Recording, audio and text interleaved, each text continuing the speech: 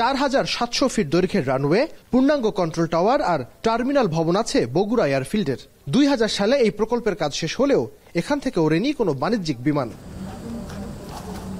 পরে রক্ষণাবেক্ষণের জন্য 2001 সালে বিমান বাহিনীর অধীনে দিয়ে দেওয়া হয় এই এয়ারফিল্ডটিকে। তারপর থেকে বিমান বাহিনীর পাইলট ট্রেনিং এর জন্য ব্যবহৃত হয়ে এসছে এটি। যদিও গেল সরকারের সময় এটিকে বিমানবন্দরে উন্নীত করতে একাধিক উদ্যোগ নেওয়া হলেও রাজনৈতিক কারণেই আটকে গেছে বারবার। পট পরিবর্তনের পর ফের শুরু হয়েছে প্রায় 2 যুগ অবহেলায় পড়ে থাকা এয়ারফিল্ডটিতে বাণিজ্যিক বিমান চলাচলের প্রক্রিয়া। রোববার সকালে বিমান বাহিনীর প্রধান ও বেসামরিক বিমান চলাচল কর্তৃপক্ষের চেয়ারম্যান এয়ারফিল্ডটি পরিদর্শনে আসেন। তাদের সামনে তুলে ধরা হয় বর্তমান রানওয়ের অবস্থা আর বাণিজ্যিক বিমান চলাচলের উপযোগী করতে কি করতে হবে। এরপর গণমাধ্যমে বিমান বাহিনী প্রধান জানান, এয়ারফিল্ডটিকে অভ্যন্তরীণ বিমান চলাচলে উপযোগী করবার পরিকল্পনা। বলেন, প্রথম ধাপে রানওয়ে সম্প্রসারণ করা হবে 6000 ফিট পর্যন্ত। এটা অলরেডি একটা এয়ারফিল্ড, খালি রানওয়ে লেন্থটা ছোট। আমরা ইচ্ছা করলে এখনো আমার ছোট বিমান নামাতে পারি। তো ইমিডিয়েটলি আমার যেটা দরকার হচ্ছে রানওয়ে রিকার্পেটিং করা, যেটা রানওয়ে যেটা আছে এটাকে ব্যবহারযোগ্য করে ফেলবো আমরা। তারপরে এক্সটেনশন হচ্ছে বড় একটা ব্যাপার। ব্যবহারযোগ্য করার জন্য ওরা প্রস্তুত আছে এবং আমরা ইনশাআল্লাহ অচিরে এইটুকু শুরু করব। বাকি পুরোটাই ফাঁকা জায়গা আছে। এয়ারফিল্ডটিকে অভ্যন্তরীণ ফ্লাইট চালুর উপযোগী করতে কত সময় লাগবে এমন প্রশ্নের উত্তরে এয়ার চিফ বলেন, অর্থ বরাদ্দ পেলে মাত্র 1 থেকে 1.5 বছরের মধ্যেই বিমানবন্দরে উন্নীত করা সম্ভব।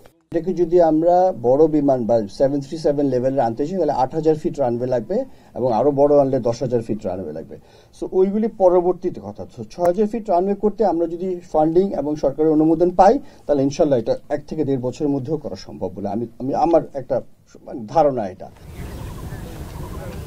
খুব শীঘ্রই এয়ারফিল্ডটির রানওয়ে সক্ষমতা বৃদ্ধির পাশাপাশি জমি অধিগ্রহণ প্রক্রিয়া শুরু হবে।